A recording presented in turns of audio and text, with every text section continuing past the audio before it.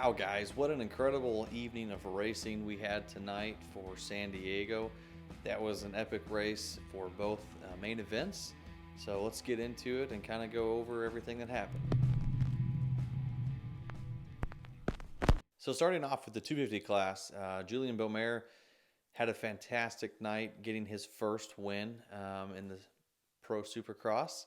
That was absolutely fantastic to watch. Really liked the way he was riding tonight. That was just fantastic job. Earlier in the race, it didn't seem like he really had the passing opportunity, but he worked at it and got it done on Cole Davies, who was also riding fantastic. So unfortunate to see him drop back to fourth with that mistake that he made, but still a fantastic ride for him as he's getting his rookie season underway. Hit it. I not sure why that mechanic still had that down. Unfortunately, that broke both or two of his fingers in his hand, and that really affected his ability to perform this evening. But hats off to him for hanging in there and just still putting in a really solid performance. Jordan Smith working his way up from third last week to a second tonight. Not the fastest guy out there, but just staying consistent and putting himself in a good position for this next round. Nothing flashy, but hey, he's there. He's staying consistent and minimize the mistakes that he had last weekend. So Hayden Deegan, it's round two. He gets a fifth last week after making a big mistake. And then this weekend, he gets a better start maybe. Still not anything. On the podium, he said that he got arm pump early and just that was it. He just managed the race from there. Still was enough to come back and get third, get on the podium for the first time this season.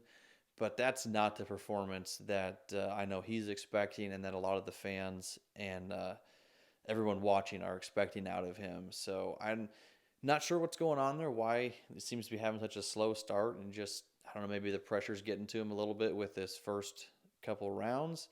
So hopefully he can get that together. I'd like to see him, be battling it out. But right now the points are starting to separate a little bit, and it's a short season for these 250 riders at Supercross, and you don't want to let that gap grow too much. Moving on to the 450 class, that was epic. I mean, you can't ask for more. Tomac rode amazing out there. I cannot wait to see what he's got for the rest of the season. And finally, we kind of see, I feel like this is one of the first times that we've seen someone hold Jet off for a main event win and not let him just find a way to get around him. So hats off Eli Tomac, your 53rd win. That's just incredible. 11 years in a row of getting a main event win. That's a new record. So congrats to Tomac. Didn't get, the greatest start. Worked his way up rather quickly. And then just kept hounding those top couple guys between Cooper Webb and Ken Roxon and worked his way in and got the lead just in time. Jet was really starting to come on there at that point when he finally got around Cooper, but got out front, maintained that 1.5 second gap pretty much the entire rest of the main event, and kept it interesting. I mean, it was an exciting race to see. I was kind of stressing it the whole time, like, come on, Tomac, you got this. And he did it, and that was awesome. Jumping back to Jet Lawrence, coming from the 12th last weekend, he had to change what was happening this week, and he showed that. They've made some improvements on the bike, and I think part of the thing with Jet is maybe the bike's not quite right, but if he can adapt to what the bike's doing, I think that's something he's really good at, and he showed that tonight, getting a strong second place. Not that far out of the points now with the unfortunate mistake from Sexton early in that race. Again, he did not get a great start, and then hangs on for a third. Good battle with Roxon for most of the last half of that main event, but he did what it took to keep himself on the podium.